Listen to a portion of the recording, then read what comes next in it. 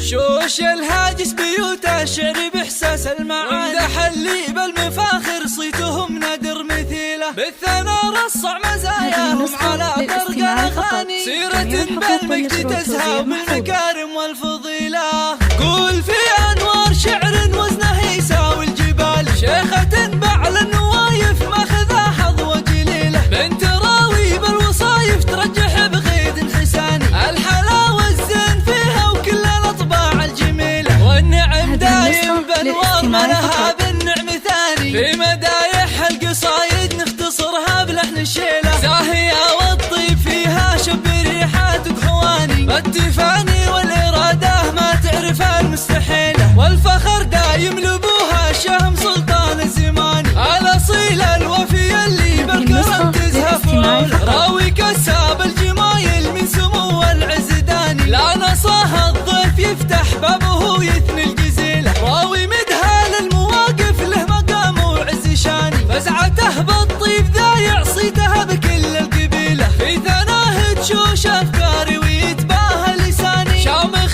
فوق الثريا منزله محدا يطول، والوفا والفخر يزهى أمها ست الغواني، فاطمة تاج المعزة ذات الأوصاف النبيلة، بالخصال الحاتمية والشكر والامتنان، زاهية بنت النشامة وبعوايدها أصيلة، فاطمة روح الغلا والطيب فيها شي ثاني، في سما العزة تضاوي بس أنا في كل ليلة، مصدر الفزعات رمز الطايلة نبع الحناني، ما تكفيها القصايد وان كتبناها جزيلة، قول في أنوار شعر وزن